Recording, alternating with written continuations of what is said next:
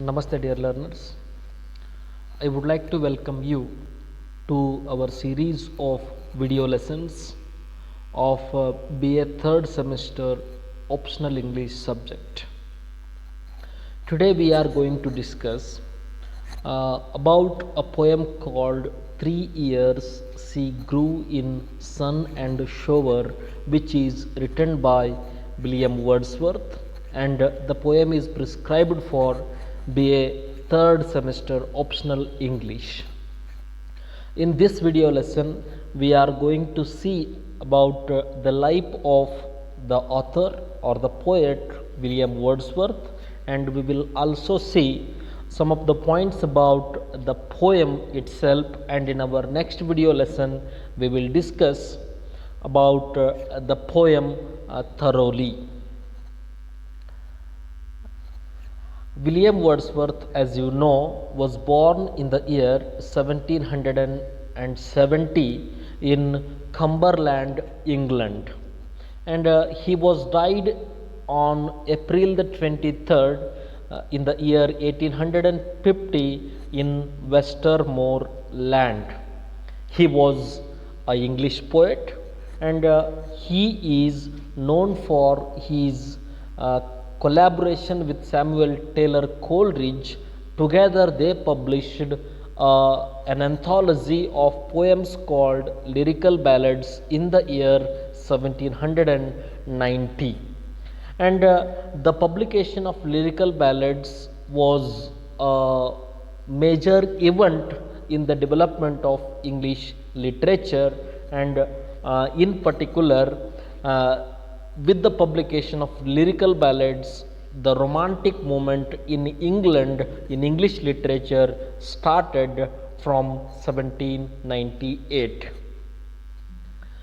From 1797 to 1808, it is considered to be a great decade in the history of English literature because of the vast outcome of literature and because of the vast outcome of literary developments. When Mr. William Wordsworth was living with his sister Dorothy at Oxford Alpoxden House, he became friends with a fellow poet called Samuel Taylor Coleridge, and they together formed a partnership which would change the life of both the poets. And that collaboration, that friendship not only changed their life, but it also changed the course of English poetry. Because of their contribution to the English literature, we see a new development, a new trend, a new era called Romantic movement in English literature. Lyrical Ballads was published in the year 1798, and this anthology of poems opened with Coleridge's long poem The Rime of the Ancient Mariner, and the anthology ends with Wordsworth's Tintern AB. And in this collection, both of them contributed a lot of poems, and also they have developed a new kind of literary theory or a language of poems which formulated the Romantic movement in English literature. In his preface to Lyrical Ballads, William Wordsworth declared in a preface to a second edition after 1798, and he declares what was their objective of publication of Lyrical Ballads. Wordsworth says they choose incidents and situations from common life and to relate or describe them in a selection of language really used by men, tracing in them the primary laws of our nature. In his preface to Lyrical Ballads, William Wordsworth tells that he wants to write poetry about common people, common man, and common life. And he also says, I will use language of common man. By declaring this, he breaks the tradition of writing poetry about the rich people, about the kings and queens, and he stopped using the language, highly sophisticated language. Rather, he started using rustic language. Rather, he started using the language which was used by common people. And he also says that this common life, these common people have primary laws of nature, of our nature, in their lives. And thereby he makes a comparison between the common man's life and the poetry. Most of the poems of these two poets were dramatic in form, and they were designed to reveal the character of the speaker.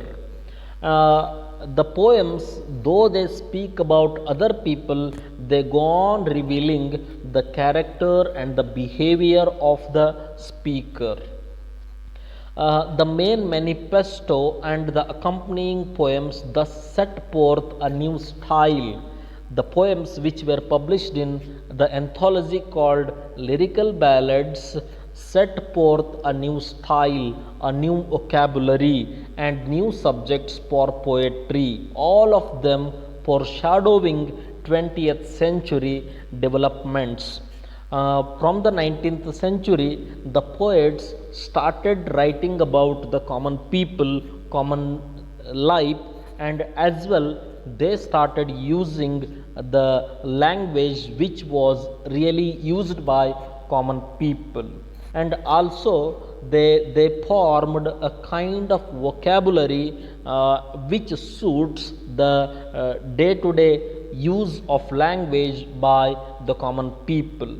And they also brought about a new kind of subjects to their poetry. They stopped writing about the queens and kings. Rather, they started writing about the common people. From that's where they started bringing about a new kind of subjects to poetry. Now we will discuss about the Lucy poems. The Lucy poems are a series of 5 poems composed by William Wordsworth, who was a romantic poet of English literature between 1798 and 1801. All but one were first published during 1800 in the second edition of Lyrical Ballads. In the second edition of Lyrical Ballads, which was published in the year 1800, one of the Lucy poems was published in this collection of poetry. In this series of Lucy poems, William Wordsworth sought to write unaffected English verse infused with abstract ideals of beauty, nature, love, longing, and death. In this series of poems, William Wordsworth brought about a kind of abstract ideals about beauty, nature, love, longing, and death. And he went on expressing his own views about these mentioned topics. And he was not, he did not stick to the strict rules of writing poetry which was practiced in English literature in 18th century. All the poems individually deal with a variety of themes. As a series, they focus on the poet's longing for the company of his friend Coleridge.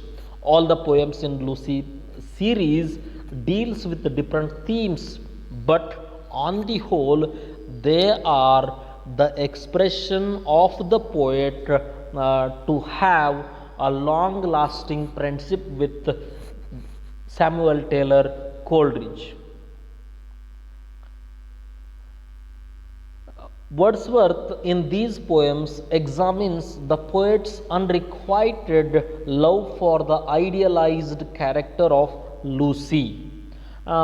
He creates an ideal image of a girl called Lucy, and she is the imaginary pigment of the poet. She was an English girl, and she died at a young age, and he writes about this girl, and he writes about her life with the nature. The idea of her death weighs heavily on the poet throughout the series, imbuing it with a melancholic elegiac tone. The death of this girl, this little girl, brought about a kind of mental stress on the poet, and all the poems in this series seems to be melancholic, seems to be elegiac in their tone. The Lucy poems consists of the series of Lucy poems are like this. First poem is Strange Pits of Passions have I known, she dwelt among the untrodden ways. Third poem is I travelled among unknown men, 3 years she grew in sun and shower. And the last poem is A slumber did my spirit seal. Now we will see an introductory note about the poem 3 years she grew. 3 years she grew in sun and shower was composed between 6th of October and 28th of December 1798. This poem particularly depicts the relationship between Lucy and nature through a complex opposition of images. The poet brings about certain images which are put together and which are put in opposition to bring about her character and to bring about her relationship with the nature. Antithetical couplings of words, for example, sun and shower, law and impulse, earth and heaven, kindle and restrain, are used to evoke the opposing forces inherent in nature. The poet, by describing the character of Lucy, wants to bring about the opposites in the nature and the contrasting things of the nature, for which he uses antithetical words. A conflict between nature and humanity is described in the poem. There is a conflict between all the time, there is a conflict between humanity and nature, and that conflict is brought about very beautifully by the poem in this present poem. Both the humanity and nature tries to possess Lucy in the poem, and she wants to stand individual from both the forces of nature and humanity. This is the conflict on which the poet expresses his views in the poem.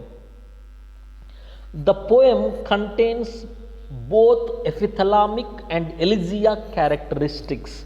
The poem consists of both the happy moments of Lucy as well the sad moments of Lucy's life. Lucy is shown as wedded to nature, while her human lover is left alone to mourn in the knowledge that death has separated her from humanity. In the present poem, the poet describes Lucy as if she is married to the nature, and her human lover seems to be mourning all his life by knowing that he has lost his beloved permanently. Thank you very much. In our next video session, we will discuss the poem thoroughly.